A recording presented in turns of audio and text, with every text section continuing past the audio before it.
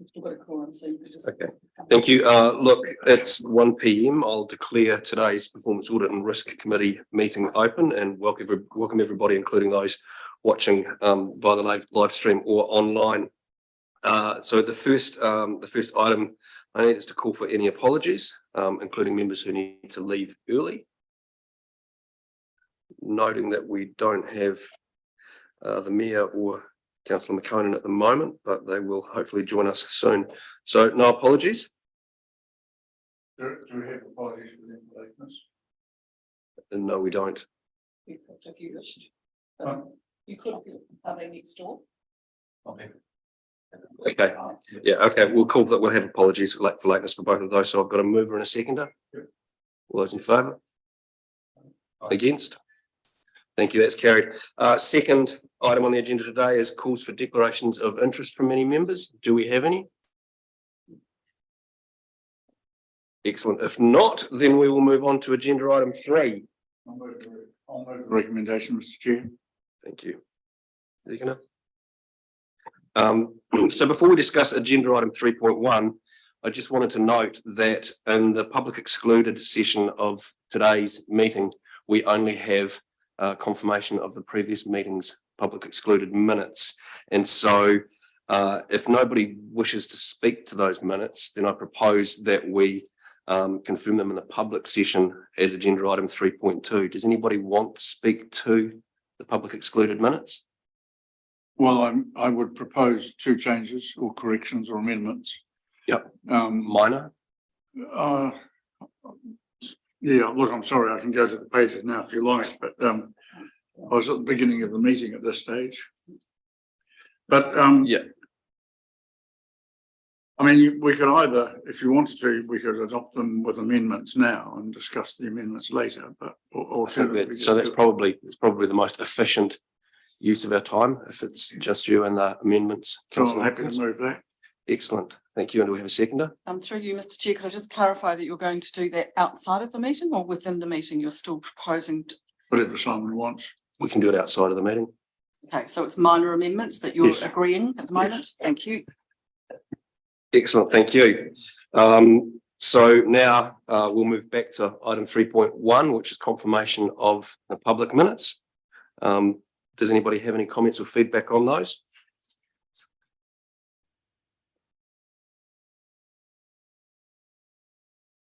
None. Excellent. So I'll put a motion in the meeting. Can I call for a mover and a seconder, please? Well, I already moved. Oh, sorry, for the whole mesh. Thank you. Okay, and a seconder? All those in favour? Sorry, Councillor Blackwell. All those in favour, please say aye. Against? Thank you, that's carried. So now we'll move on to item 4, sorry, 3.2, and confirming the public excluded minutes with amendments. Can I have a mover for that, please? Mr. Hopkins, and a seconder? Councillor Blackwell. All those in favour, please say aye. Against? That's carried too. Sorry, thank you. Now we can direct the meeting to agenda item 4.1. And I'll invite Mr. Hope to talk to that, please. And I'll invite Mr. Wells to talk to that. Thank you, Mr. Hope. This is a requirement of the investment policy that we adopt a quarterly treasury strategy. Accordingly, it's not much different to previous ones that we've adopted. We have included the Bancorp Treasury report for Q2 for context more than anything. You've already seen it as part of the Q2 financial reports.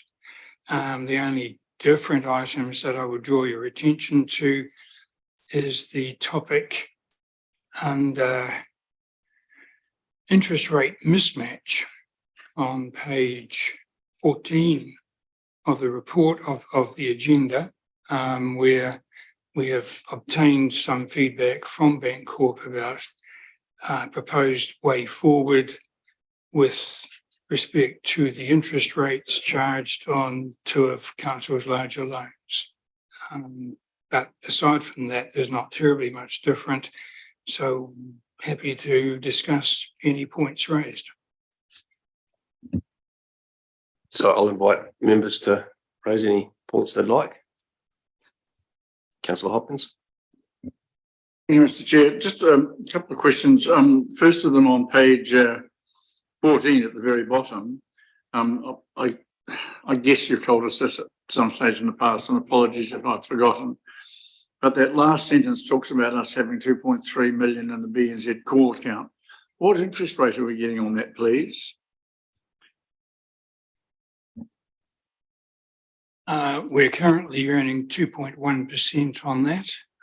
If you think back to during the COVID period, we were earning 0.05% on the call account, so that was reasonably imperative to get funds out of that onto short-term deposits. Now that they are paying a reasonable interest rate and for cash flow purposes, there's more. It doesn't hurt so much to leave funds in there. Okay, so we're getting cash out, because I know we wanted to keep that call account as small as possible, precisely because we weren't generating any interest. You're saying we're now getting a competitive rate. So how does that stack up with the one when compared with the 1.5 mil on term deposit? So the 1.5 million on term deposit, I took a bit of a chance with that and put it on for 6 months, and that is earning 4.something%. Is there any benefit or any possibility of moving some of the call account stuff into that? Well, I'd have to say at this point, there's nothing in the call account because of cash flow requirements. So it's very much a fluid situation, which is the purpose of it. One other question from me on that, on your intro or in your expository texts on page 16, the second paragraph, you talk about projected borrowings for the year, and you then say that you don't think any additional funding will be required, particularly now that approval of the subsidy claim for emergency works 2.103M has been received and full payment is expected in April. So we can now be confident that we're going to get 2 million plus from Waka Kotahi. That's absolute guaranteed. We don't have to worry or sweat it anymore. We have received confirmation that they have accepted our claim, and it has gone in along with the normal subsidy claim for February. So they've been submitted yesterday, and we would expect payment by the 20th, if not earlier, of April. So no one, in the light of what's happened further north recently, no one's likely to start penny pinching or quibbling. Well, they'll have to fight me for it, but no, I doubt it. Thank you. Anything further, Councillor Hopkins? Anybody else got any questions or point to raise? You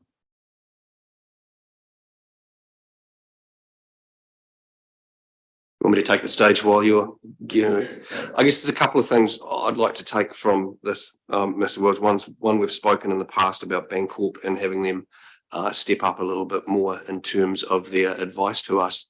I'm pretty keen that we start the discussion earlier rather than later around the NOIC loan and moving that onto a different structure going forward. I noticed that they're sitting on 3.26% through till June 24, and if we look at our overall weighted average cost of capital, it's 3.89 now. So we're losing 0.6% on that loan now, given our cost of funds. So I'm keen for us to explore that a lot more with them, and also I'm keen to pursue conversations around extending some of our hedging, our debt hedging out longer than that 3-year cliff face. So I'd like to look specifically at years 4 and 5 and whether we should start to adjust our treasury policy to take some of that into consideration as well. Yeah, given that NOIC's loan doesn't come off that fixed interest rate for another 13 months, 14 months, I'm not sure what sort of incentives we'd have to provide them in order to get them to change that, but it's a conversation we can start having with them, certainly at this early stage. Yeah, I think for me now, what's more important is identifying what the solution is. And if that solution has benefits to them right now, then it's something that they might consider. If it doesn't have benefits to them right now, then we put it in our pocket and we take it out when we can renegotiate that loan. Your expertise in these areas is greater than I think any of ours, which is why you're chairing the committee. But I think I might infer from what you've just said that we might go to them and say, if you agree to a change now, we could up the interest charge to X. If you hold off, then it could be even bigger. So it might be in your interest to start paying more sooner because it'll be a lower total amount or a lower. Is that the sort of thing you're talking about? I don't know that, to Mr. Wells' point, there's any specific advantage in them changing right now, unless they want to implement their own more active treasury management strategy. And instead of having that cliff face as at June of next year, they could start to put in a more active management plan, so potentially split their debt into tranches and hedge out various ways. That would be the only advantage in them doing that now. But they're not going to give up 0.6% at current rates. But I'd like us to have a solution, because it's the only loan that we have of any significance where we don't have the ability to adjust the rates relatively close to when our rates adjust. Sorry, Mercutia. Yeah, thank you, Mr. Chair. Just a question around the guidance that we are receiving from Bancorp. Do we ever look historically at how that has gone? Do we compare it? Do we say, well, that was good advice? What's the measurement that we use to know whether we're getting good advice or not?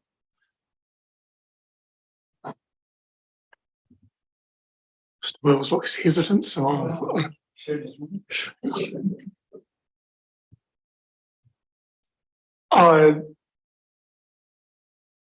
we don't have a structured process of reviewing that.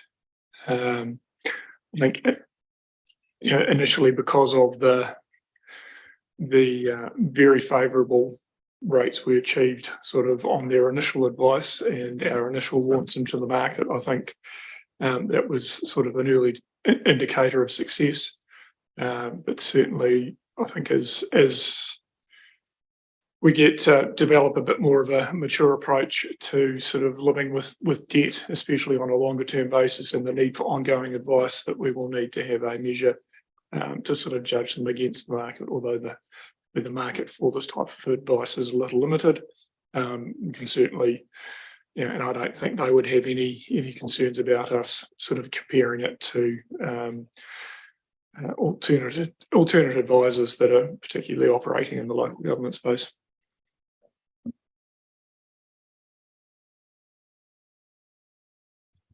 I think they do. They do provide.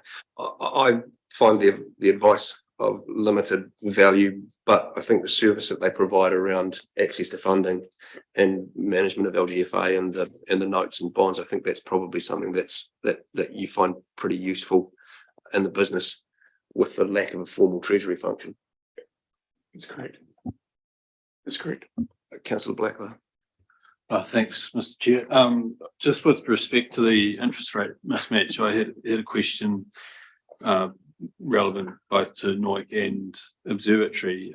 Presumably when we first or at some point entered into agreements with these entities with the LGFA funding, we were making some margin on that, and with the change in dynamics of the market, we're now flipped the other way.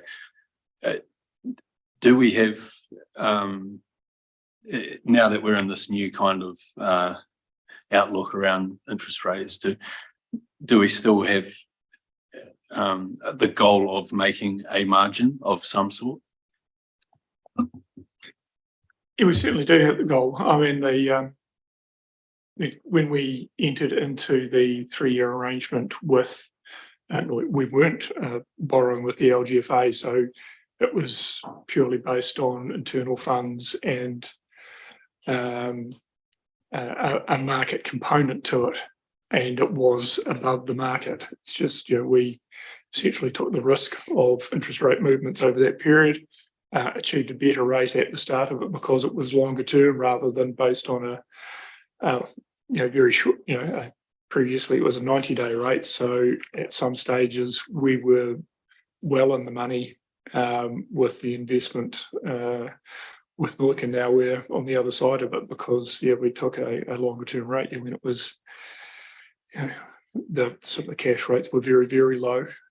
It was providing a very positive return. So that's situation has changed over those last 2 years effectively, and that's why we'll look to, I think, put an instrument that really eliminates that risk pretty much as far as we can, rather than take the highs and the lows as we have the last 2 years. And I think to me that's the important thing. I mean, as a council, if we have access to local government funding at a relatively, a significantly reduced rate to retail, and we're able to provide that to fund community assets, that's a great thing. But we're not in the business of taking risk, and so that's what I'm looking to want to do with Bancorp now, is work out a way that we can structure it so that we still provide that access to funding, but we're not taking any interest rate risk or reward associated with that. I agree. And I guess I just wanted to understand what are the structure of these loans in terms of principal repayments. So we had that at the last presentation. I think there was a breakdown of the loans, but we can certainly get that again, Mr. Wells. So NOIC as part of their loan agreement, have a regular quarterly principal repayment. I think in this current financial year, it's about $90,000 a quarter. Over the next several years, it increases to several $100,000 a quarter. The observatory village is a slightly different position. When we renegotiated their loan agreement, as we took on the lending previously provided by the health company, they requested no principal repayments for the first 2 years while they underwent further development of their business and their facilities. So we won't see principal repayments from them until June 24.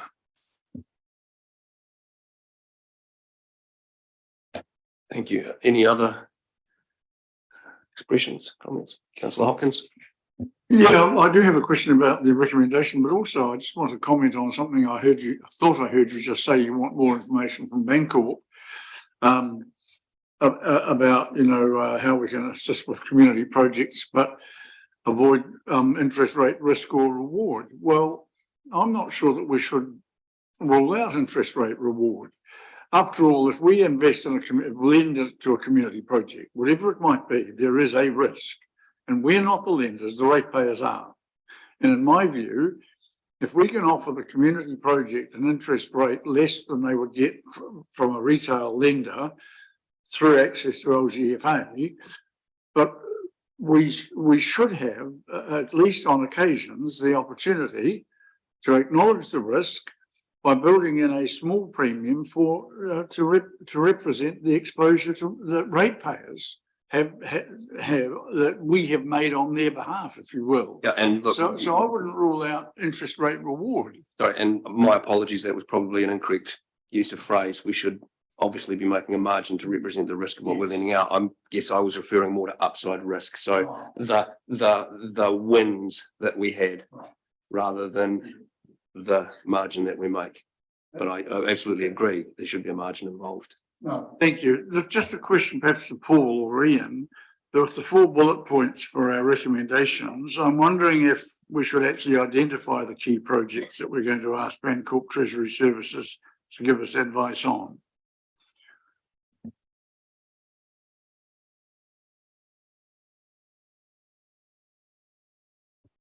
Mr. Wells. I'd rather keep it vague for this recommendation so that we don't miss one accidentally in the recommendation and include it in the next the next Treasury report if you'd like a bit more specificity in the recommendations, if that's all right.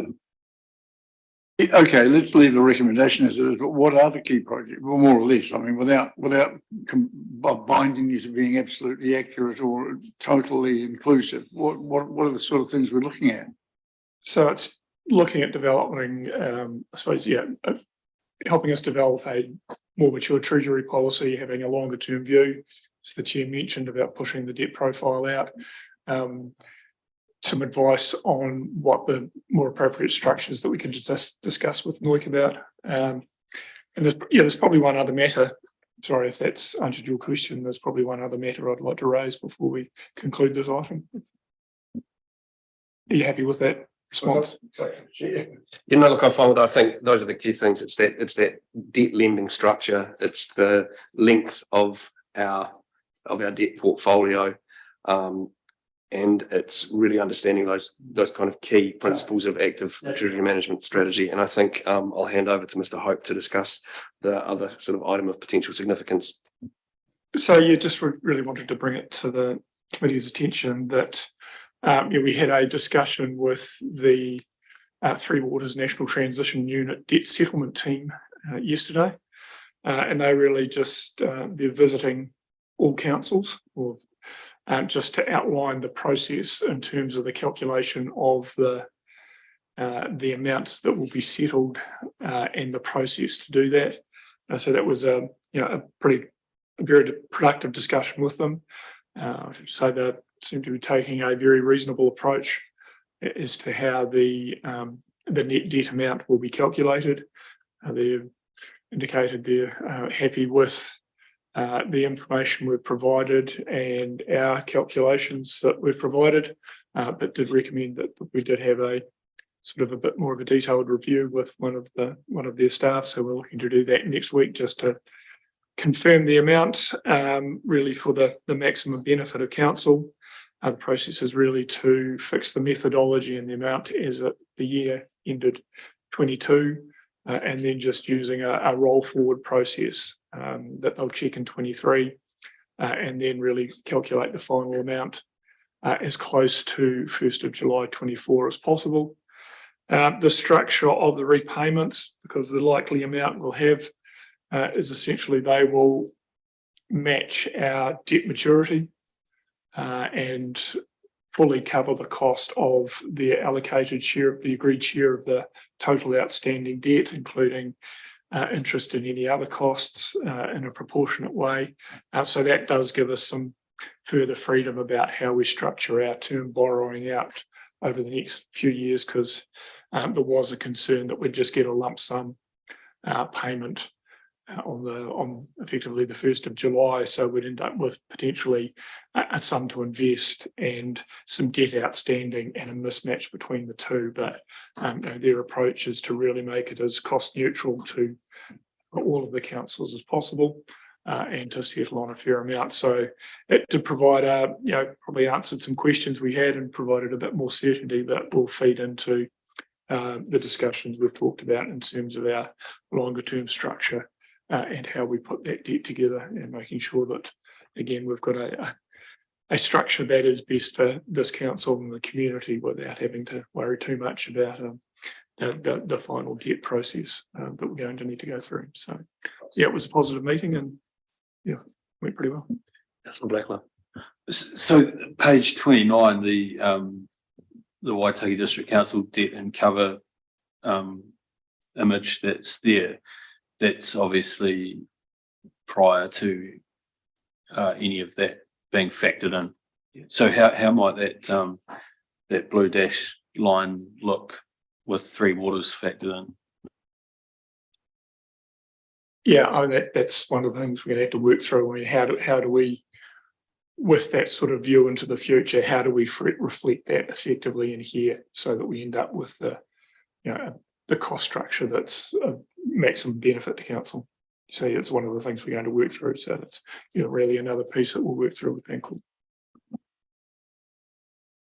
And so you'll see there, I think, Mr. Hope, on page 16, we talk about some of the other activities that we'll be using Bancorp to help us out with. Are there any other questions? Councillor Buckler. I just had one more about our borrowing. I think we discussed this at the last meeting, but we don't use LGFA debt to fund operational costs, do we? No, we don't use any debt to fund operational costs.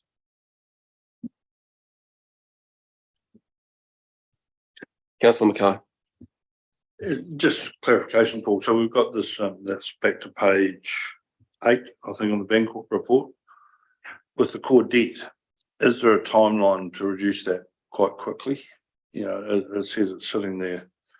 You know, core debt becomes core debt and becomes just an instant pain, to be honest. And so are we going to reduce that? Is there a timeline or a process to reduce that? I mean, sorry, we'll work through that, but no, I mean, there's not.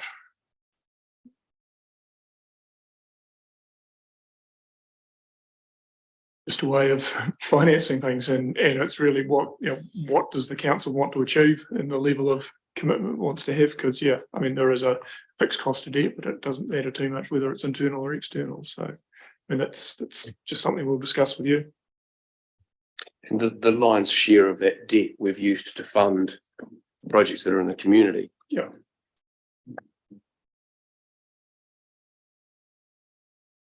Yeah, just to expand on that, I mean, usually it's looking at what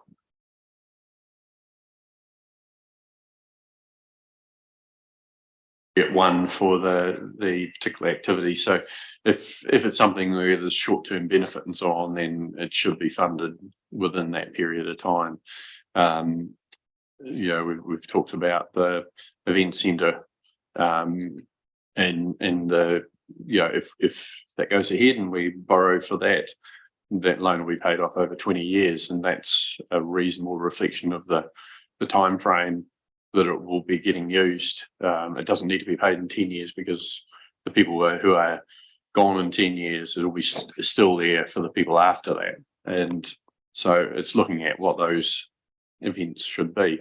If it's something though that's really going to be used up in 5 years' time, you don't want to be debt funding that for 10 or 20 years. So it's trying to be appropriate there, trying to make good use of it, keeping things affordable by paying them off over time, but also just being mindful of that total debt situation, and there's a lot of demands on, obviously, on what people want money spent on, so we've got to be very careful about that. Councillor Hopkins. Yeah, just to confirm and endorse the Mayor's comments, I think the other thing about core debt is the grey area may or may not shrink or expand, but what the key thing will be that the debt actually embedded in that will be different. So certain debts will have been retired because interest charges and repayments of loans will have taken place, and we'll have agreed to fund new things, Holmes Wharf rebuild for the sake of argument, through loan funding and things of that nature. So if you apply an intergenerational rule or template to assets and the benefits they provide, not just now, but in 5, 10, 15, 20, 30 years time, then you either fund through depreciation or loan. And so whereas the core debt in theory looks ominous, it's also a moving feast. And it reflects the way we fund what we do on an ongoing basis. And the debt will apply to different things, not the same thing all the time. Thank you. Are there any further? Yes, it does. I thought it was more of a statement than a question. So, It wasn't me. are there any further questions on the Treasury report? Okay, if not, can I have a mover and a seconder for the recommendations, please? Moved by Councillor Hopkins, seconded by Councillor Halali. Can I put the motion of the meeting? All those in favour, please say aye. Against? Excellent, that's carried. Thank you very much. Moving on now to item 4.2, an updated procurement policy. And again, Mr. Hope, I'll hand over to you to hand over to Ms. Lyons. Thank you. So we've brought the procurement policy back to yourselves for a review with some proposals to make some brief changes. The main change is to increase the tender threshold. So where we would go from a quotation procedure and move up to a tender procedure from $100,000 to $200,000. And this is because we've seen some significant and continuous increases in costs for labour and materials, and also through discussions with teams about how well we're embedding the policy and how efficient and effective it is, and understanding how it can really be a useful tool to being able to procure what we need in the right ways at the right times and in the most cost-effective ways. So just to give an example of why we're proposing the limit moves up to 200,000, for example, in waters, for about 150,000, you're getting a 3-week piece of work. And for a tender procedure, you're looking at collating tender documents, creating your advertisement and advertising that opportunity for a minimum of 4 weeks. And then after that, you would evaluate all your responses with a group of people that will sometimes be from different departments as well. So it's quite, it's a very thorough process, but when you only get 3 weeks of work on the back of that, it becomes disproportionate for our needs. Another reason is that for people, for example, in the property team, use a lot of local firms who are smaller businesses, and they don't tend to use tender processes a lot. They're not necessarily on websites like Gets or Tenderlink to see the opportunities that come up when we're using a tender process. So it also enables them to become more involved if we use a quotation process for those spends between 100 and 200 if we move that threshold up. In line with that, we'd also move up the threshold to align with that for the spending for supplier panels. We don't have any established yet, but we are working on getting some supplier panels in place and spending under all of government contracts as well. The other changes that we're proposing are for business cases and procurement plans to be approved by unit managers rather than in line with financial delegation. And that's because the money has already been approved by a financial delegation to be spent, and the business case and procurement plan documents are really just a tool to explain how we're going to go about the procurement process, what the best approach will be, what the options that we've considered are, and it's felt that a unit manager will be best placed to review those and agree that that's the most appropriate approach that we'll take, rather than potentially elongating the process where we want to spend higher amounts. So for example, if it was 1.5 million, we'd have to bring that procurement plan to yourselves, which can then add delays into the process and might not be the best approach. Other than that, we've just got some minor amends that are mainly wording changes and making sure that the intended wording is explicit rather than implicit. I think that covers it. Excellent, thank you. I'll now invite members to ask questions.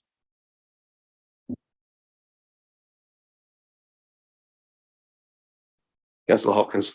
Yeah, I'm sorry, I have a kind of a global question, and that is, what are we meant to be looking at? I don't mean to be rude, but I think it would have been helpful if one of two things had been done. Either we had simply been shown the amendments to the policy, just as sort of standalone pages, or alternatively, if you felt that for transparency you had to publish the whole policy, that you indicated what pages the changes were appearing on and maybe highlighted them in some way.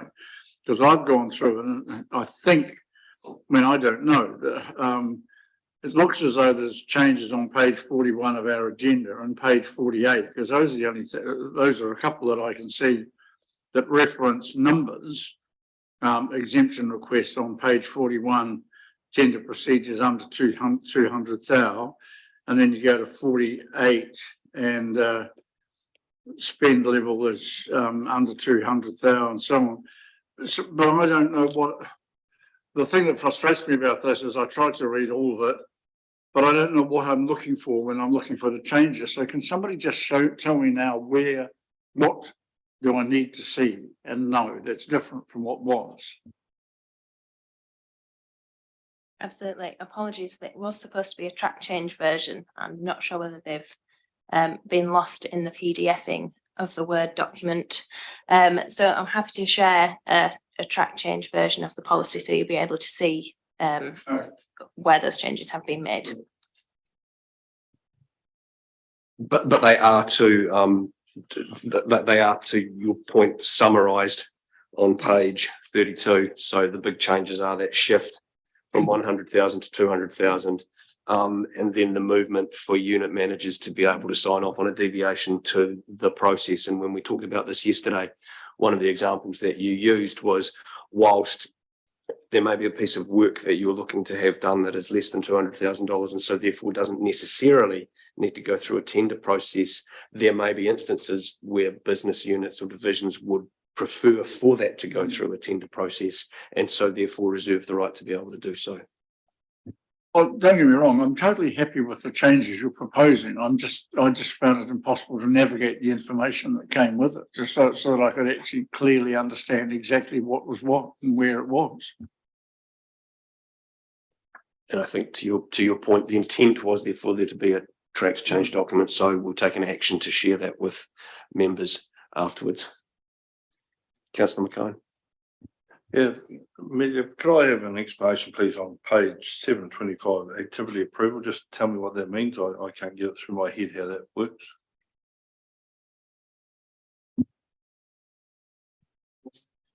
This is just a table that basically summarises what's in the rest of the policy. So rather than having to, for people who are reading the policy, they don't have to delve into each section to find out who should approve what. So this table just summarises the key points that need approval in the procurement process and who can approve those or what they would need to do to gain that approval. Well, mate, so the way I read it, it means if the spend's over 1.5 million, it's got to come before us, but lower than that, it doesn't have to necessarily. Is that how I read it?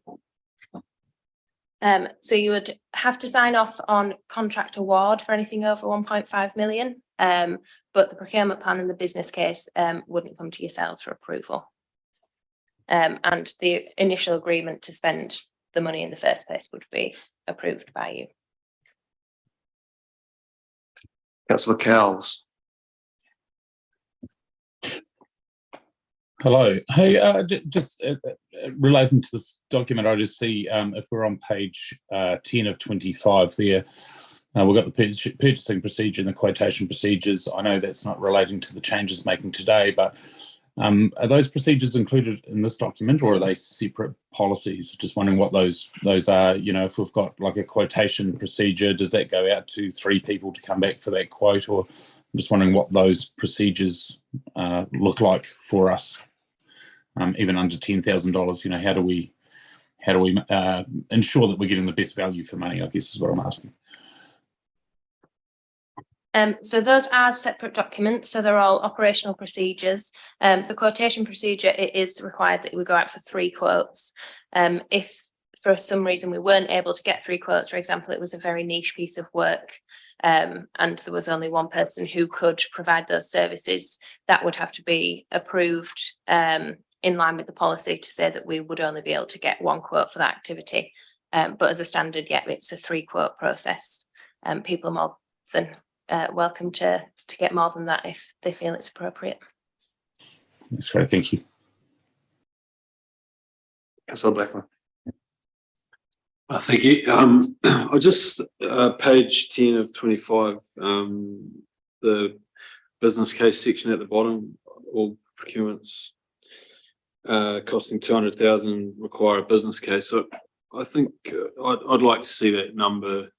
While we might be shifting the overall approach with bans elsewhere, I think that number could still be lower around providing a justification for spend. And I think second to that it may be in this document, but it would be nice to see a bit more layering of the stuff that's been going on in and around transformation with applications of decision-making framework and stuff like that against some of the stuff. Historically, I've also commented around risk being applied against things as opposed to just dollars of spend. I know it is mentioned in a few places, risk, but yeah, I'd like to see it even more so.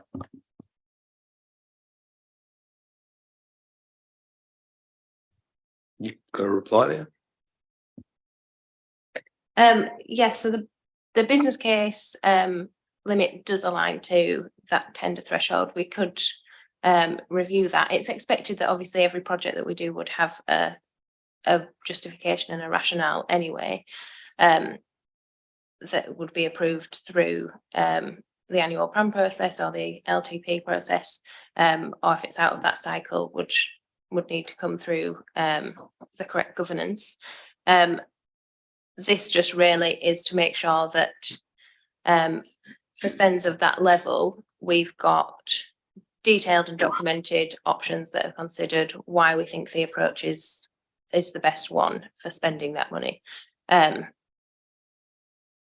It would be, we could add in that potentially group managers could request a business case for lower spend if they feel that that's necessary. It's just that some of these can be quite lengthy documents that may not provide as much use as we would get for the effort that was put in to making them. Yeah, sorry, just to clarify my comment, it does say, and I agree with this, should be proportionate to the risk and value. So, you're not going to be looking for a wholesale, full-blown business case, but just some sense checking around what we're doing, I think would still be sensible at the lower spend. And I guess sort of more specifically, that would relate to outside the norm pieces of work. So we need to spend $150,000 fixing up this road. Well, it's obviously we do because it's broken, or we need to do these property repairs. But if there was something over here that wasn't more common or slightly outside of the normal BAU, then you'd expect to see some lengthier justification. Okay, we can take that on board. Councillor Halale. Yeah, no, thank you. I think in principle, like I am comfortable with where this is heading. I think I just wanted to just acknowledge Councillor Blackler's comments around just the interface with the risk policy and the financial policy and just how it all sits together and how they interact, and whether there is some kind of inclusion within the operational procedures to have those checks and balances considered. So you would have a decision-making framework like what he is talking about, and then you include other factors of consideration that need to be ticked off before signing things off. So I think we just want to make sure that there are those appropriate checks and balances at the right level.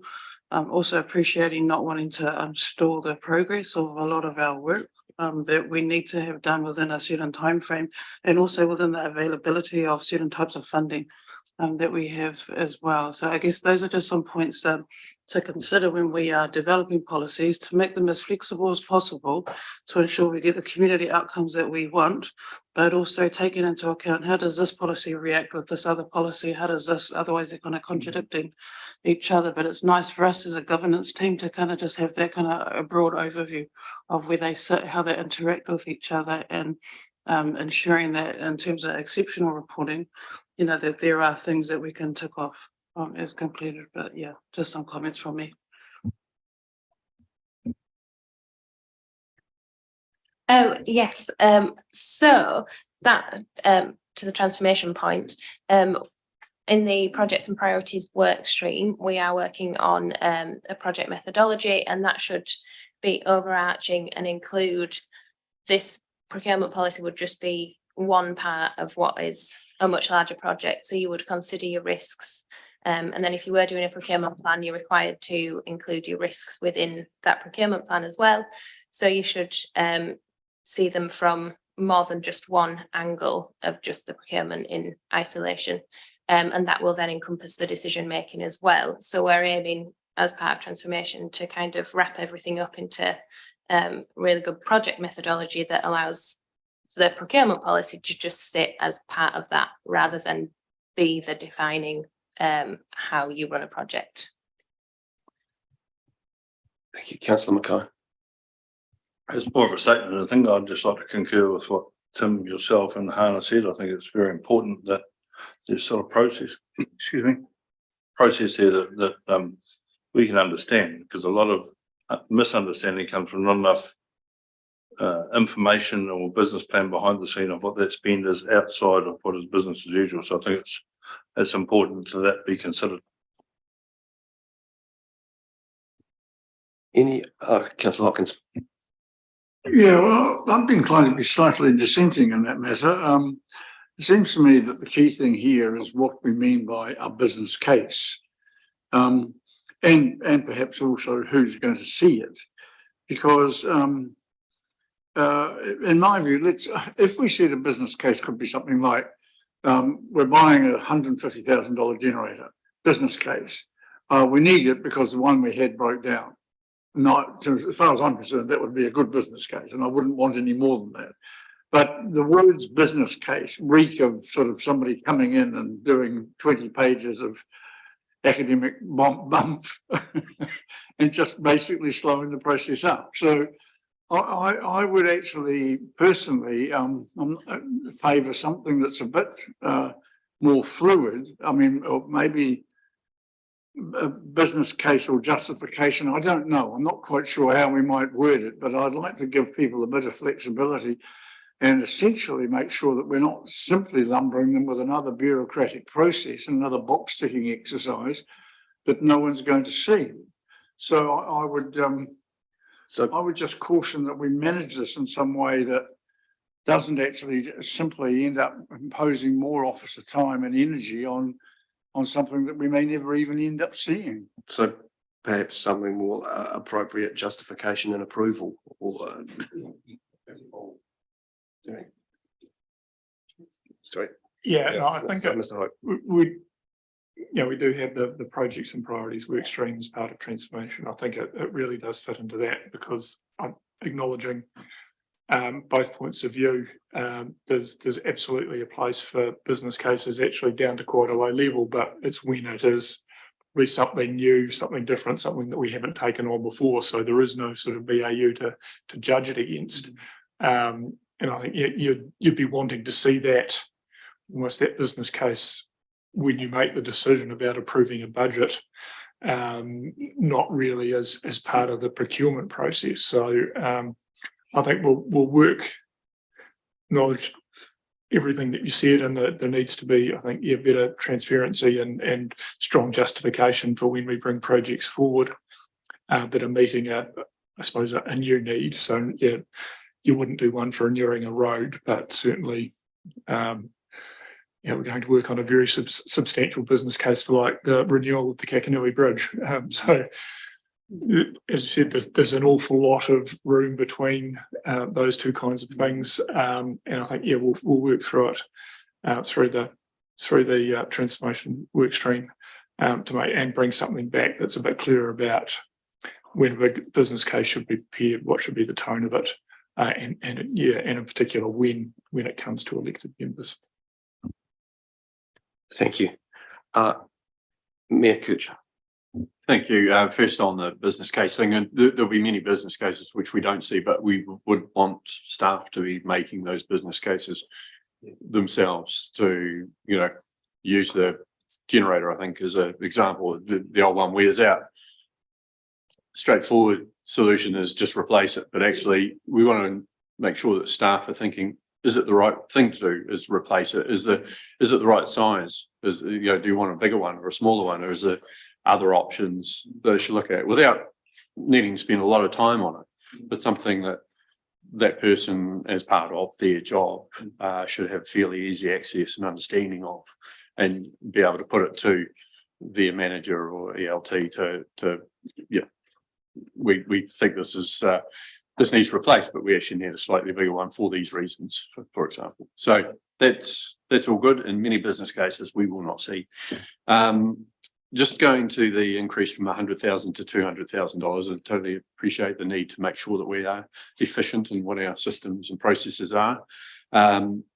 It seems that doubling it in a fairly short time frame is quite a big jump compared to, you know, those inflationary pressures.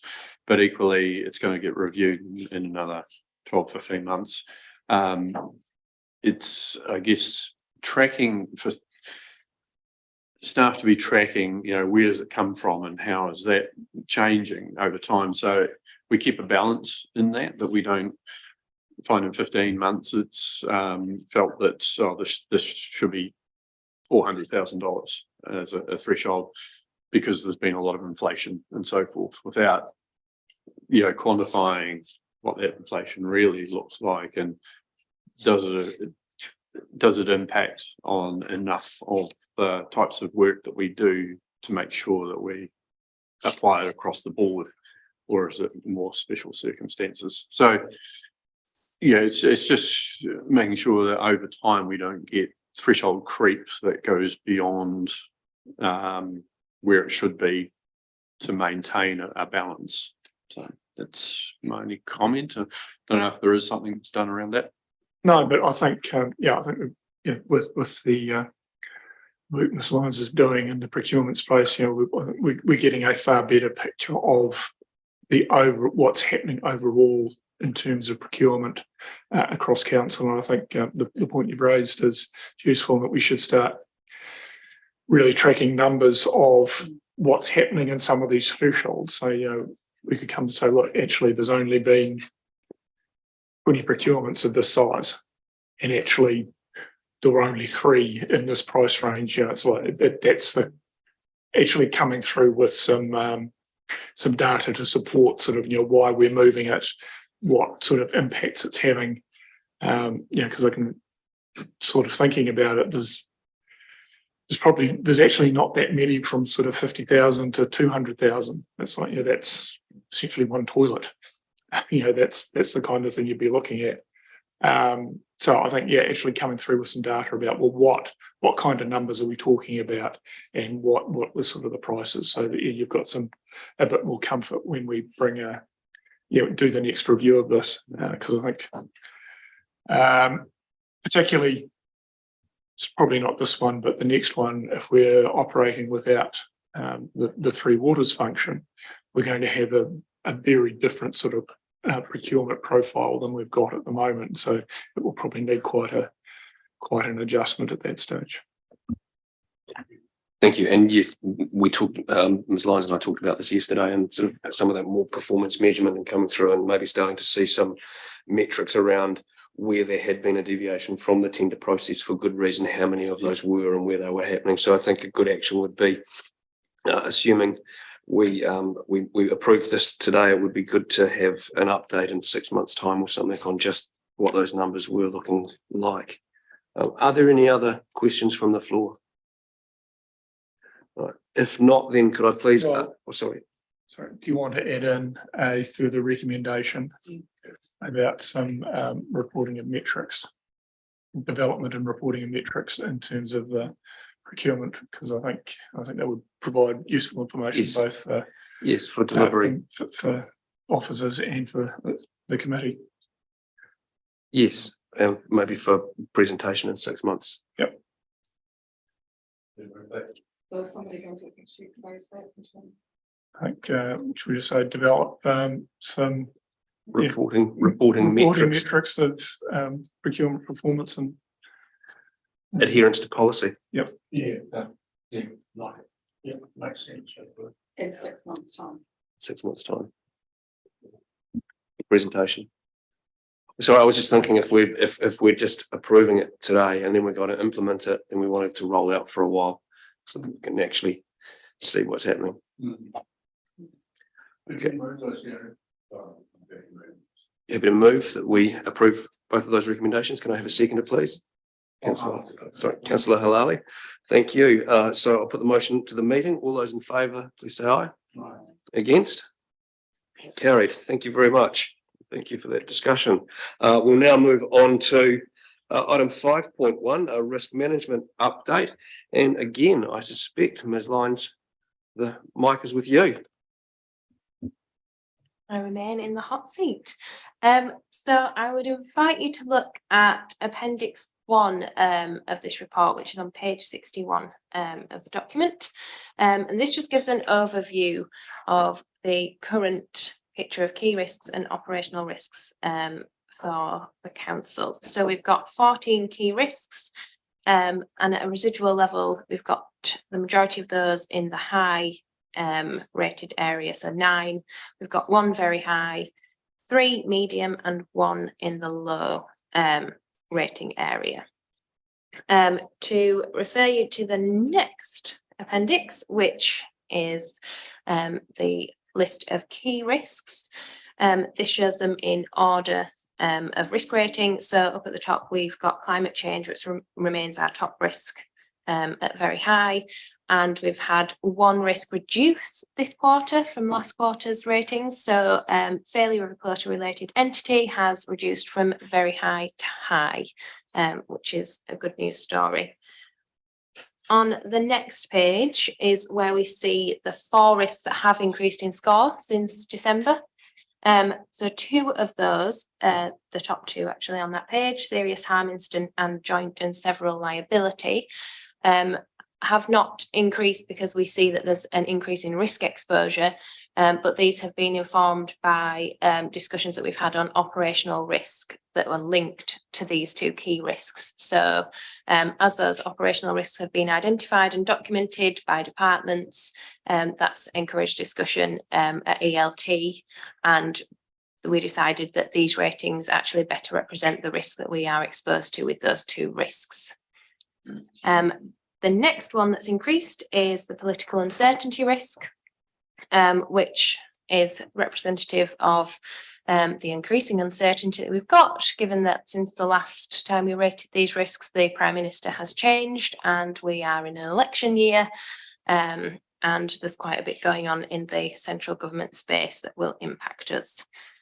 And the next one that has increased is change capacity, which has increased from low to medium. And this is mainly based around the work that's ongoing with transformation. Since the last time we rated these risks, work streams have really started increasing workloads.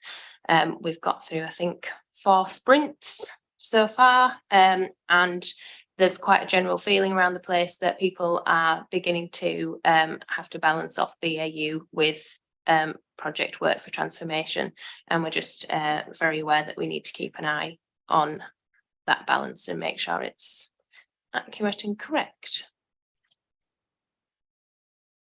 I'll take any questions on the key risks before I move to operational risks, if that works better for people. Questions from members? Councillor McCann. Sorry, it's probably been explained to me before, but how does all this assessment and this risk stuff get put on the page to start with? Where's it come from? So these key risks are the council's strategic operational risks that sit across more than one department or affect the whole council, and financial risks, and those are owned by ELT. So these have been defined in a meeting with ELT to bring out what the key risks are for council, and we go through a quarterly process of rating those. So the last time these were brought to council was actually the first time that they'd been under the ownership of ELT, and individual group managers own each risk. Before that, they were kind of rated in isolation. So we've now had 2 quarters where we've rated them together and had discussion and debate around these risks. There are a few additional ones that we think we could add that are going to be debated for next quarter. And we welcome any suggestions to them as well. You feel anything's missing? I guess also, and you may not have been here when we had the risk management policy and framework defined, but in essence, what you do in the situations, you'll see that matrix, those matrices on page 61 that talk about likelihood and impact, and sitting behind that is a whole lot of information about what defines, you know, high impact or low impact, and there's both financial, non-financial sort of health, safety and well-being. There are some examples on page 67 of the operational risks and how they are measured in terms of their likelihood and impact. And then what you do is that you apply you apply any controls or treatments that you have for that risk, so that you have a sort of a raw risk rating and a residual risk rating, and then you've got the council's appetite for risk. So if there is something that is extreme, we don't have any appetite for that at all. We'll continue to do everything that we can to try and reduce it. We have introduced the impact from, say, a 4 to a 3. That's something that might be more manageable. Yeah, thank you. Yeah, my interpretation of the words risk and impact from self-employed is completely different to what we're seeing right here. Sure. Did you want to elaborate on that any more, or is there anything that you'd like us to? No, it's just a process I've got to learn myself how this side of the business works as opposed to what self-employed business. Yeah, and I think that some of the trickier parts here is there's lots of risks that are going on out there that you have very little oversight or control of in the seat that you sit in now. And so it's really important that we have a process, a rigorous process of identifying, defining, and then treating risks in the organisation. Thank you. Sorry, Councillor Blackler. Thank you. I just, under either climate change or critical asset, I just wondered whether there needed to be a mention about the foreshore aspect, or is that somewhere else in our risk documentation? Sorry, I'm not sure I heard the question. Coastal erosion. So yesterday on the bus trip, you know, we saw that there was sewage treatment infrastructure that's you know, at risk at some stage of the impact of coastal erosion. So, you know, there must be other aspects around infrastructure throughout the district that are equally important. So I just wondered whether it's already factored in somewhere, or it could just be elaborated out slightly in one of these areas. Absolutely. So it does, again, it's, you know, a factor in climate change. We do also have the fourth risk is critical asset and infrastructure failure or damage. And it is, I'm not sure whether it's explicitly captured in the wording of that. But when we discussed that risk, we considered the impacts of that and how we're going to factor that into making decisions in terms of where do you lay your pipes, and what roading strategies are we going to undertake. So that is included in that, but we can try and make that wording a bit clearer. Sorry, and I think also, I mean, you raise a good point. We talk here about climate change and climate change being this large sort of intrinsic risk, but we're still getting a handle on that. And I think, Mr. Cook, you were going to maybe just mention something now, but we have a workshop coming along next, in between next PAR Council meeting day. Yeah, that's correct. That would come under the climate risk assessment that we're bringing to council workshop on the 26th of April. Mayor Kircher. Yeah, I'm not sure whether it's just my understanding of what the terminology is, but just the difference between inherent and residual as to when does the things that we do to mitigate it become residual as opposed to the things we're already doing. Where's inherent? So inherent is as if you'd not applied any controls at all. So that would be the risk that we face if we essentially did did nothing that would reduce the impact or likelihood. So you'll see that there's a few of these key risks that actually don't reduce from inherent to residual rating. And that's because although we've got controls in place, they're so externally driven that actually the impact that we can have is only very minor and can't take us down from, for example, a 3 down to a 2. It would just take you down to a lower 3 almost. And so that's very symptomatic of the fact that a lot of these are outside our control. So we can apply certain controls and try and mitigate them, but often we'll find that it's not to any great extent. And that typically is often tied up with the likelihood, like rather than the impact. So where we can, with the likelihood of there being an earthquake is completely beyond our control, but the impact that earthquake might have on our infrastructure is to a degree within our control. No, I totally get that. I guess things like the critical asset infrastructure failure or damage. I mean, if we don't have any processes in place, then the likelihood is very high. I would say it was at least a 5. I know it can't go more than 5, but it would be a 5. The fact that we've got controls actually reduces that a heck of a lot. You don't have to go too far to find a council where infrastructure just wasn't turned on for a long time and it wasn't working, and there was just no control, and the impact of that's been huge. So yeah, it's getting my head around those, and I guess it's for you guys to really determine what the measurements are and how they mitigate it.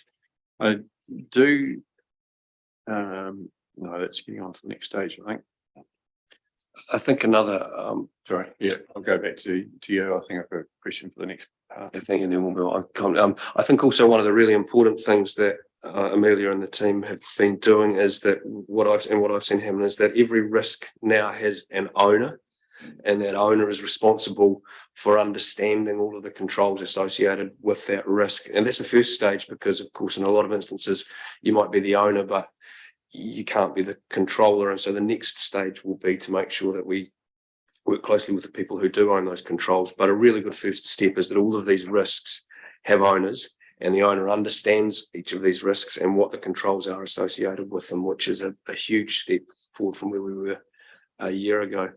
Councillor Blackler. Yeah, no, I think it's a really powerful tool. So you guys have done a great job there.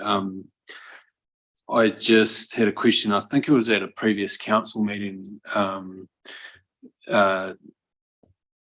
Chair, you were on Zoom, and we had a question about whether at seeing some of this reporting, whether it would be useful to identify the ones that had a high inherent risk and ended up with a low residual. And I just wondered, is that encapsulated in what we're seeing here, or is that still yet to be kind of ironed out?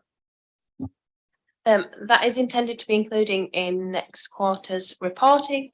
That request came in just after the draft reports were submitted for this meeting, so it was just slightly missed it. But yes, so that would be for the operational risks. So we are looking to provide that next time. I mean, it is an interesting topic. I mean, once you get into it. But I mean, we can come up with lots of charts and measures, but it is far more art than science.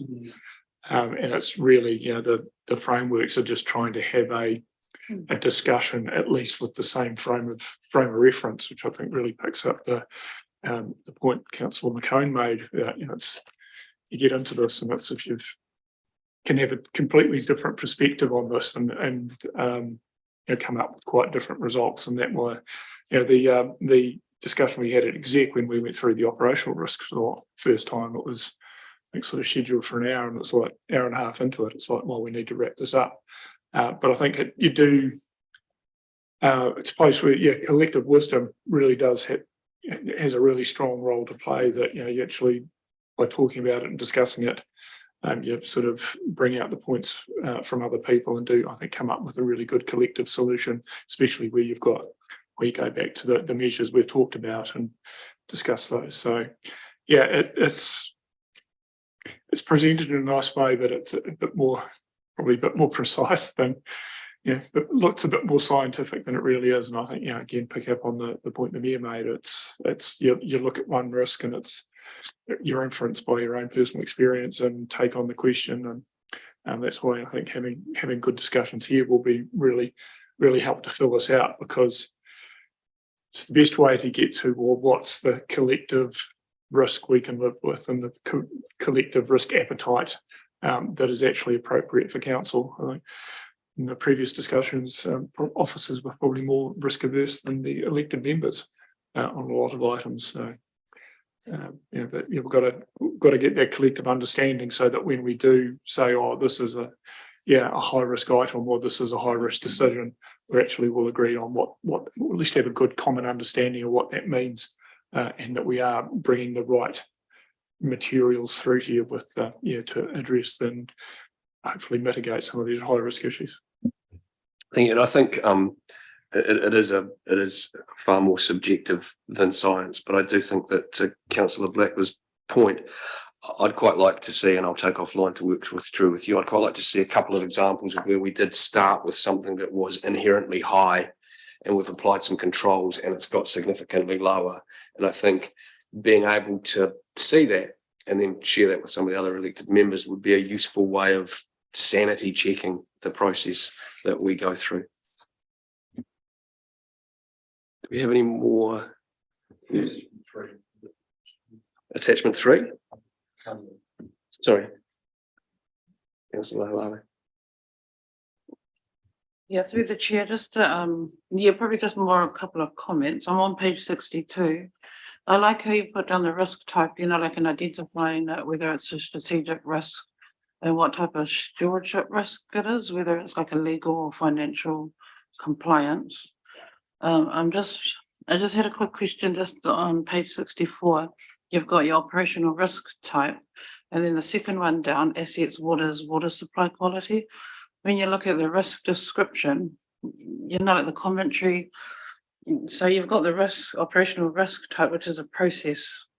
So there's a risk in terms of the process being, adhered to or complied with.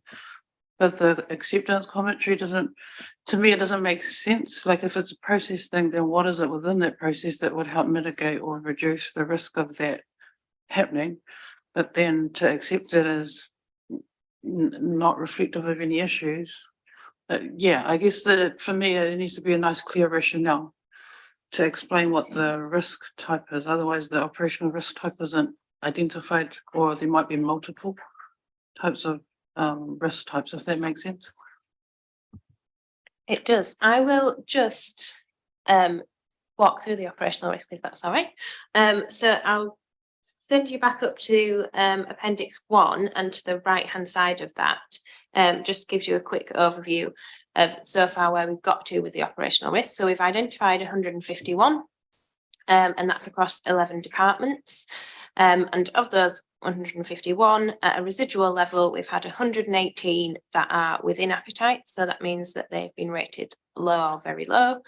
And we've had 21 that are out of appetite that we've said we would like to treat. So we want to bring those down into that low rating area, and 12 that we have accepted. So that process was where I worked with departments to identify and document their risks and rate those, and then any that were out of appetite got taken to their group manager, and the discussion was had with the group manager about whether we would treat or accept the risks.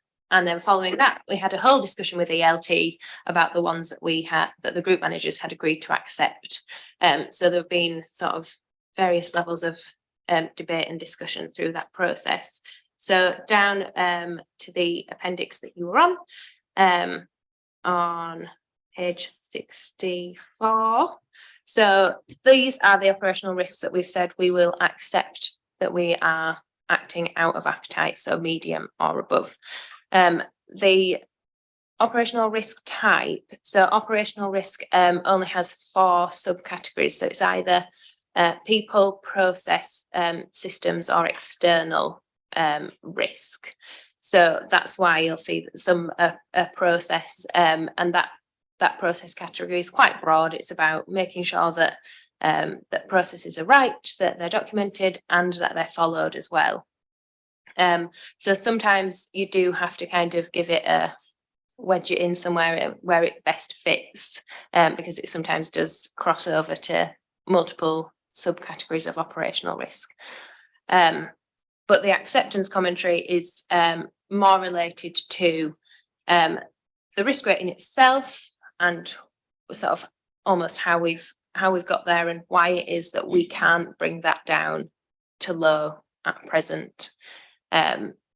So whether that's because it's very externally driven, we can't control it, or whether it's because actually the impacts of, like, for example, the one that you've brought up, the water supply quality, the impact would be so great if something was to go wrong, that we couldn't in good conscience say that we think that's a low risk. So we have to accept that we are acting outside that appetite.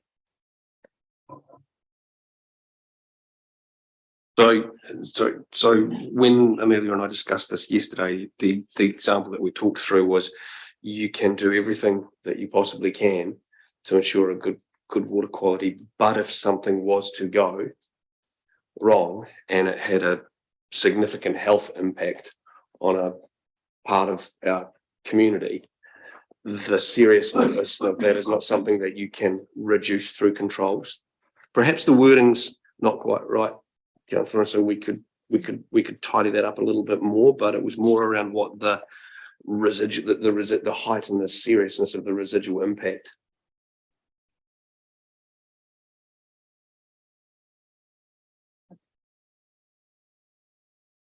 Is that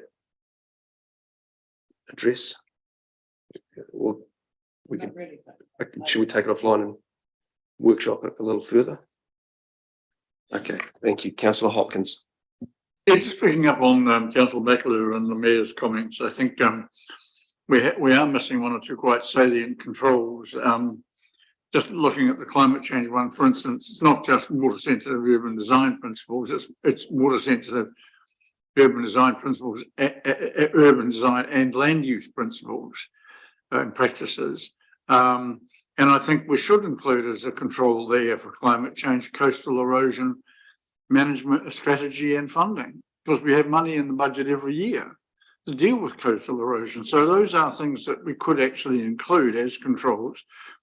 And along looking at the Mayor's points about critical assets, again, we have land use rules in the district plan that relate to floodplains and things like that, that also are designed to avoid critical asset and infrastructure failure or damage to a degree. And I think they could and should be included as controls as well. So those are just intended to be constructive comments, and having made them, I'm happy to move the recommendation if the chair will accept. If there are no further questions or comments, then I'm happy to accept. You have a comment? Well, question, and it's on the attachment 3 on page 64.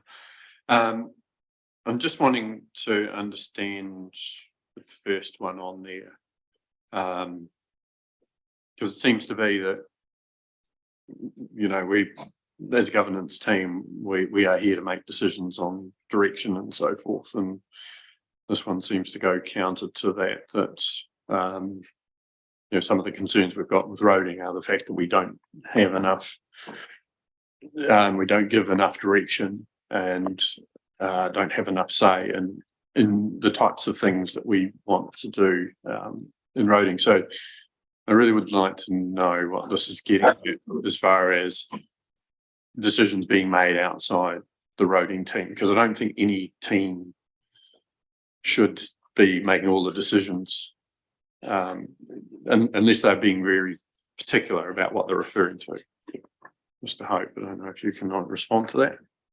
I certainly can.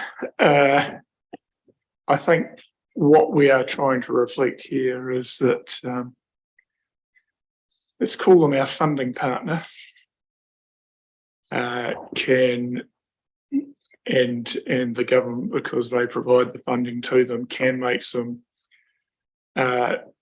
decisions about the amount of funding and where they would like it to be, what they would like the priorities to be that can have a significant impact and really I think constrain the level of decision making that can actually be made around this table. I think that they're getting less willing to consider moving funding between categories based on the needs of an area, and are being far more prescriptive about really the areas that they would like the money to be spent in. So that was what we're trying to capture, and it's really because of the amount of dollars attached to that they can make what seems like probably a relatively small decision to them, but it has a very significant impact on our most significant asset. So that's what we're trying to capture there, perhaps in maybe two. Well, I think just trying to be too polite. Yeah, we can make decisions to respond to what they're doing, but if they decided to cut our funding level, there's nothing we can do about it. We're left with some pretty hard choices. Yeah, I guess it's, the last bit, resident dissatisfaction. I mean, the problem is that there's some national policies that are driving a direction that are leading to resident dissatisfaction. But yeah, so those are decisions that are being made outside council, not the roading team specifically. So yeah, it'd be good to specify that, because it's otherwise it's just a very insular sounding type comment. We can take that away and action to reword that. Thank you. So off that, are there any further questions or comments? Councillor Hopkins, are you still happy to move the motion? And can I have a seconder, please? Councillor McCone, thank you. So all those in favour, please say aye. Against? Carried. And on to the final agenda item 5.2, financial summary and overview, position as at 31 January. Mr. Hope or Mr. Wells? Mr. Wells has been sitting there very patiently, so I better let him have his last moment of glory. That's extremely generous. This report has always been intended to be a snapshot of progress since the last financial report. It's a bridge between the quarterly reports. You'll see another one at February, I'm thinking, at your April committee meeting. It follows on from previous financial reporting. It covers off the roading emergency works, the fact that we have additional contractors costs, but also additional subsidy matching that. And of course, the good news now that we will actually be receiving that in the short term. Covers off depreciation, covers off employee costs are under budget.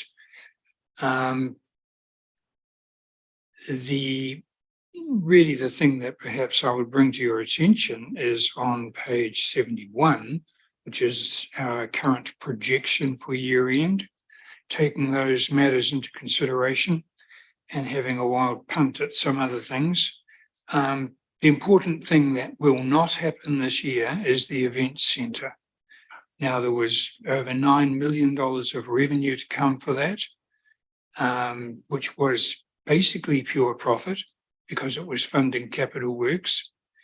If that's not achieved, and it won't be because we're still consulting on the future scope and size of that project, then there's no avoiding the fact that we will be potentially 10 million or worse off, 10 million or more worse off than budget. The good thing, of course, is if we give the green light to that project as part of the budget for 24, then some of that money will be recouped over the next 2 or 3 years. But it will be a burden and a blow for this year. So aside from that, any questions? The floor is yours. So I guess importantly with that sports event centre is that whilst we're not going to receive the revenue, we also haven't incurred any costs of any unbudgeted costs of significance that revenue was going against. So we haven't incurred capital cost. Yes. Which is a reason why capital budgets will not be achieved either for the year.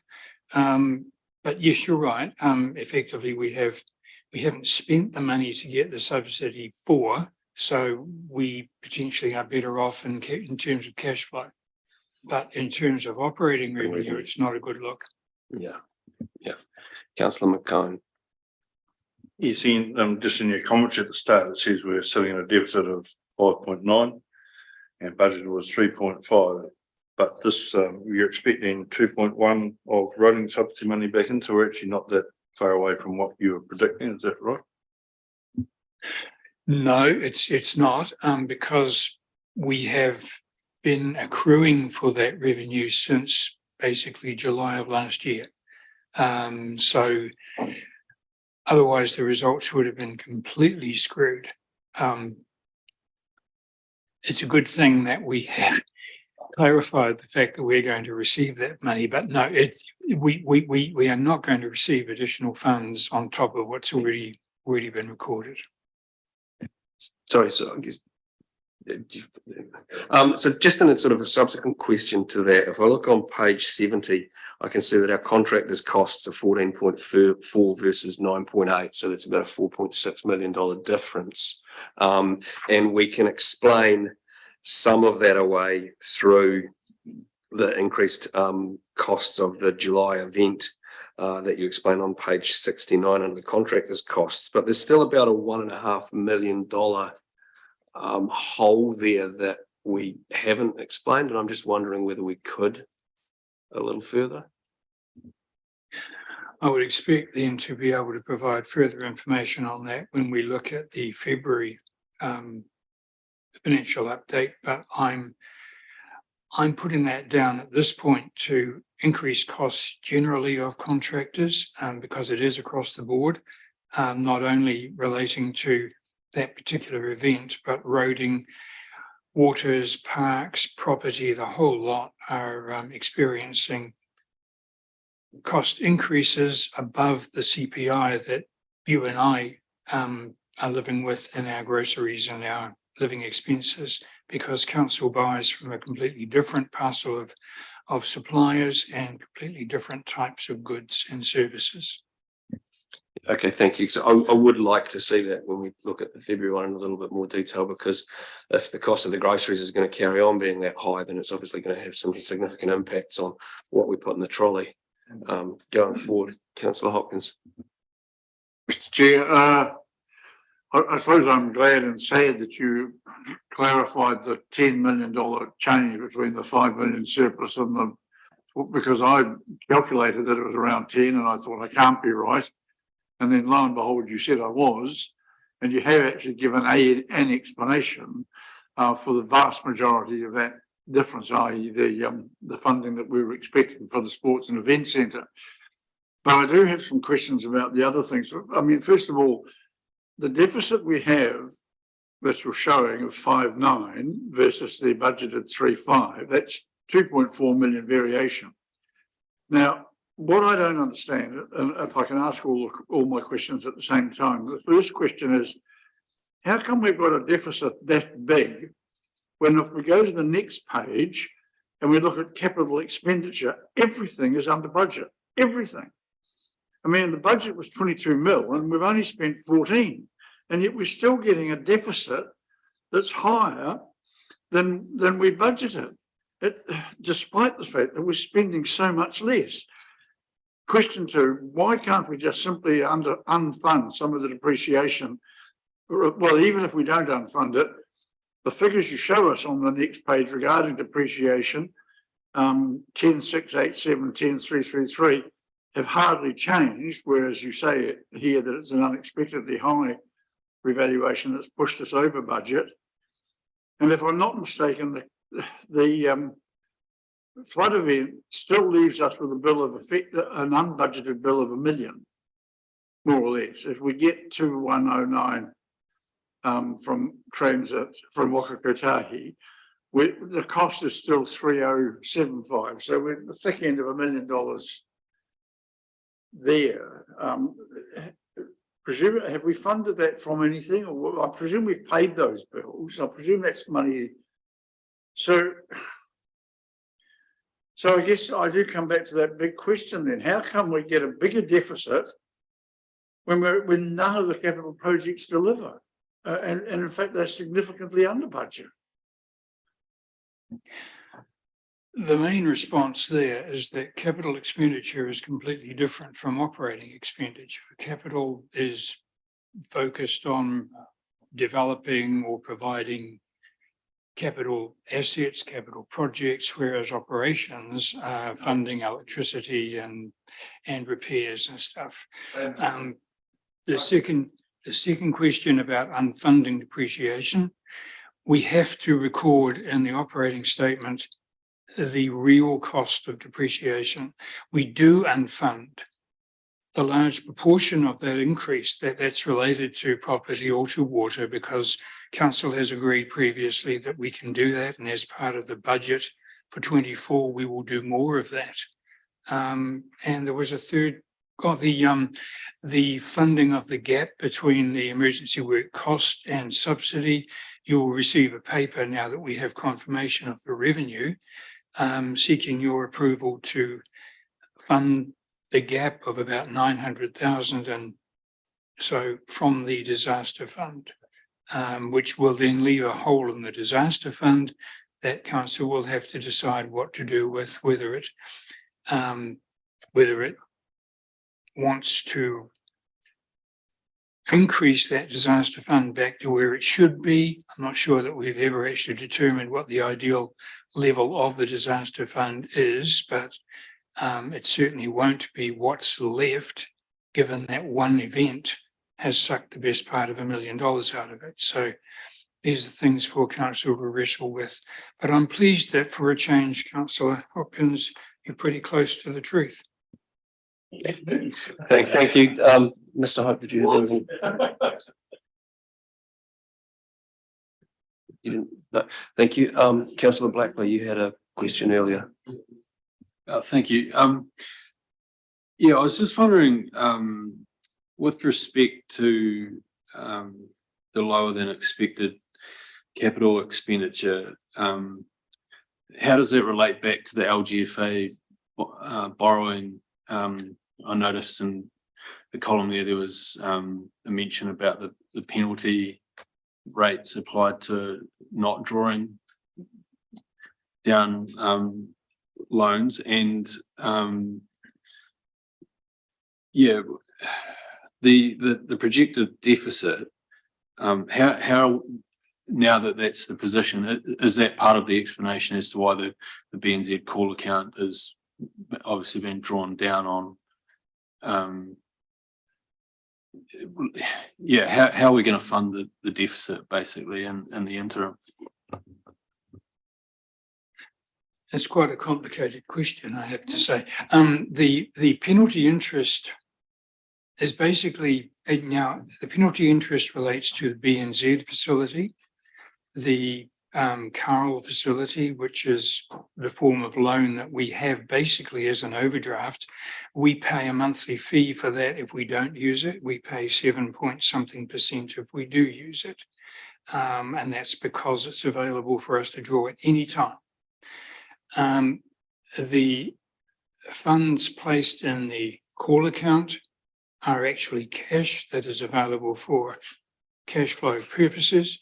The reason it was in the call account was because of uncertainty around the level of payments to be made on the 20th of March. And the fact that we were getting 2.1%, the best I could do for 20 days or 30 days deposit was about 2.4%. So better to hold on to it rather than lock it away. And I'm not sure. The last question was around the deficit funding. Yeah, so I just wanted to know. So the fact that we have a higher deficit at the moment is largely funded by normal cash flow, so the receipt of rates revenue, and ongoing normal people paying normal things to us, like dog registration or building consents or development contributions, all those things received for different purposes, but they go into the one bank account and we draw from that bank account to pay our bills. Hope that makes sense. Yes, it does. But based on some previous information we've received, that our kind of base cash position has been declining over time. So are we getting closer to the bottom with a deficit such as this? And then, sorry, just one final question was around the grants for the event centre. I just wanted to understand what that is comprised of, and is that separate to the it's obviously separate to the loan that we'd be intending on. So in essence, would we be obtaining some grants on behalf and forwarding them on to the project, as well as drawing down a loan for the project? Normally, when you receive grants for a project of a capital nature, you would receive them retrospectively. So you would spend the money and then you would obtain the grant. Or if you received the money in advance, you would only bring it to account and recognize it as revenue as you spent it, which is what we did with the tranche funding for Three Waters, and what we are currently doing with the Mayor's Task Force for Jobs revenue. We're holding it as income in advance and bringing it to account as we spend it. So we're matching income and expenditure. So far as have we reached the bottom of the trough? No, we haven't. The LGFA will lend council up to 175% of its annual revenue, or its rates revenue. Regardless of that, it's around the $90 to $100 million mark. So we've only borrowed 38 million to date. In the 2023-24 annual plan, we're projecting that will move to over 50 million because of things like the event centre. So getting back to the event centre question, the fact that we have foregone that revenue because we have made very little progress on the project means that we also haven't borrowed for it. So we're ahead of the game there. But our operating reports don't show a very particularly attractive picture when you match them against budget. So that's really what I'm trying to highlight, is that we will miss budget substantially because of the two major factors, being the roading event and being the event centre. And there are probably others that will happen between now and the end of the year, which I can't contemplate at this point, but they're not as material as those. So the 9248 or the 9248 projected 2023 is money that we would in effect be borrowing to pass on to the rec centre. Is that what that's trying to? No, it can't be, because that would be capital. No, it's money that we anticipated would come from the likes of lotteries and Otago Trust, Community Trust, and from other government agencies perhaps, and also fundraising, which we would have brought to account had we received it and had we progressed the project to the point where we could justify recognising the revenue. The project has not moved very far past some spreadsheets and I don't know what else, architecture drawings perhaps. Nothing that we can actually go to the market and say, we've got something we need funding for. Council needs to rubber stamp whatever the size of the project is. The 2024 budget includes probably the same amount and more of revenue based on a project of 30 million odd. And we will shape that budget depending on what council's what the feedback is from the consultation process. But this is money that would have been genuinely received and matched against expenditure. If that's helpful. Sorry. If I can chip in here. So are you asking, should we worry if council is showing an operating deficit? To cut? Yeah, I guess if, you know, if we're loan funding for specific projects, then that's a different thing in itself. But we're not going to get to this stage where we're loan funding to meet an operational deficit. No, because most of the deficit is actually a non-cash deficit. So really, because of the decision not to fund significant amounts of depreciation, particularly on the roading network and some of the newer Three Waters stuff, as Mr. Wells said, we need to recognise the full cost of that depreciation, but we've made the decision not to fund it. So essentially, we will show a deficit, even though it's a non-cash deficit. So that's the biggest driver. The other is where we are on the cycle of putting money into and out of reserves. So at times if we get money, we'll put it into the reserve and hold it for a purpose. So we'll show a surplus in 1 year, but the year that we actually pull the funding out of a reserve and spend it for operational purposes, then we'll show a deficit in that year. So that's sort of where we are in that cycle at the moment. We've built up reserves over the last few years, and now we're, particularly with some of the spending in Three Waters, we're actually drawing down on those reserves, and that doesn't show as revenue because we've recognised that revenue once already. It's a below the line transfer. So we're just in a cycle at the moment of funding either not funding some expenditure or funding some expenditure for savings. But no, we're not going to be really in a position where we're having to borrow externally to fund basic operational costs.